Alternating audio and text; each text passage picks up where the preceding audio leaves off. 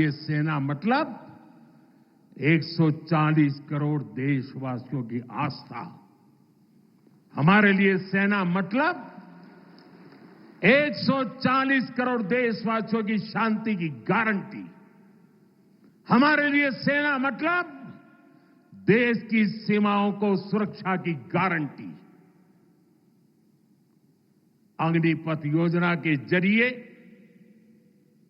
देश ने इस महत्वपूर्ण सपने को एड्रेस किया है। अग्निपथ का लक्ष्य सेनाओं को युवा बनाना है। अग्निपथ का लक्ष्य सेनाओं को युद्ध के लिए निरंतर योग्य बनाए रखना है। दुर्भाग्य से राष्ट्रीय सुरक्षा से जुड़े इतने संवेदनशील विषय को कुछ लोगों ने राजनीति का विषय बना दिया है। कुछ लोग सेना के इस रिफॉर्म पर भी अपने व्यक्तिगत स्वार्थ में झूठ की राजनीति कर रहे हैं। ये वही लोग हैं जिन्होंने सेनाओं में हजारों करोड़ के घोटाले करके हमारी सेनाओं को कमजोर किया। ये अब वही लोग हैं जो चाहते थे कि एयरफोर्स को कभी आधुनिक फाइटर जेट न मिल पाए। ये वही लोग हैं जिन्होंने तेजस फाइटर प्लेन को भी डिब्बे में बंद करने की तैयारी कर ली थी। साथियों, सच्चाई ये है कि अग्निपथ योजना से देश की ताकत बढ़ेगी और देश का सामर्थ्यवान युवा भी मातृभूमि की सेवा के लिए आगे आएगा। प्राइवेट सेक्टर और पैरामिलिट्री फोर्सेस में भी अग्निवीरों को प्राथमिकता देने की घोषणाएं की है। मैं तो हैरान हूं, कुछ लोगों की समझ को क्या हुआ है, उनकी सोच को क्या हो चुका है। ऐसा भ्रम फैला रहे हैं कि सरकार पेंशन के पैसे बचाने के लिए ये योजना लेकर आई है। मैं जरा ऐसे लोगों की सोच से शर्म आती है, लेकिन मैं ऐसे लोगों से पूछना चाहता हूं, जरा कोई मुझे बताए, आज मोदी के शासनकाल में जो भर्ती होगा, क्या आज ही उसको पेंशन देना है क्या? उसको पेंशन देने की नौबत 30 साल के बाद आएगी और तब तो मोदी 105 साल का हुआ होगा और तब न भी मोदी की सरकार होगी। क्या मोदी जब 105 साल का होगा, 30 साल के बाद जो पेंशन बचेगा उसके लिए मोदी ऐसा राजनीतिक है जो आज गाली खाएगा? क्या तर्क दे रहे हैं? लेकिन साथियों,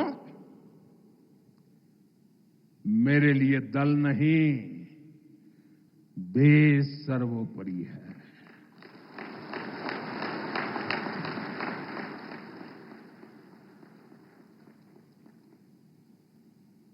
और साथियों, मैं आज गर्व से कहना चाहता हूं, सेनाओं द्वारा लिए गए इस फैसले का हमने सम्मान किया है। और जैसा मैंने पहले कहा, हम राजनीति के लिए नहीं, राष्ट्र नीति के लिए काम करते हैं। हमारे लिए राष्ट्र की सुरक्षा सर्वोपरि है। हमारे लिए 140 करोड़ की शांति ये सबसे पहले है। साथियों, जो लोग देश के युवाओं को गुमराह कर रहे हैं। उनका इतिहास साक्षी है कि उन्हें सैनिकों की कोई परवाह नहीं है। ये वही लोग हैं जिन्होंने एक मामूली रकम 500 करोड़ रुपए दिखाकर वन रैंक वन पेंशन पर झूठ बोला था। 500 करोड़। ये हमारी सरकार है जिसने वन रैंक वन पेंशन लागू किया।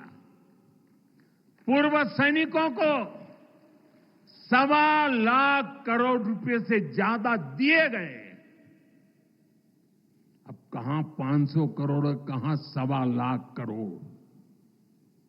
इतना झूठ और देश के जवानों की आंख में धूल झोंकने का पाप। ये वही लोग हैं जिन्होंने आजादी के 7 दशक बाद भी सेना की मांग होने के बावजूद भी, देश के वीर सैनिकों के परिवारों की मांग होने के बाद भी हमारे शहीदों के लिए वॉर मेमोरियल नहीं बनाया। टालते गए, कमिटियां बनाते गए, नक्शे दिखाते गए। ये वही लोग हैं जिन्होंने सीमा पर तैनात हमारे जवानों को पर्याप्त बुलेट प्रूफ जैकेट्स भी नहीं दी थी। और साथियों, ये वही लोग हैं जो करगिल विजय दिवस को भी नजरअंदाज करते रहे। ये तो देश की कोटि कोटि जनता के आशीर्वाद है कि मुझे तीसरी बार सरकार बनाने का मौका मिला और इसलिए आज ये महत्वपूर्ण ऐतिहासिक घटना का हम पुण्य स्मरण कर पा रहे हैं। वरना अगर वही आ जाते तो इस युद्ध विजय की इस तारीख को याद नहीं करते। साथियों, कारगिल की विजय ये किसी सरकार की विजय नहीं थी। कारगिल की विजय ये किसी दल का विजय नहीं था। ये विजय देश की थी। ये विजय देश की विरासत है। ये देश के गर्व और स्वाभिमान का पर्व है। मैं एक बार फिर 140 करोड़ देशवासियों की तरफ से मेरे वीर जवानों को श्रद्धापूर्वक नमन करता हूं।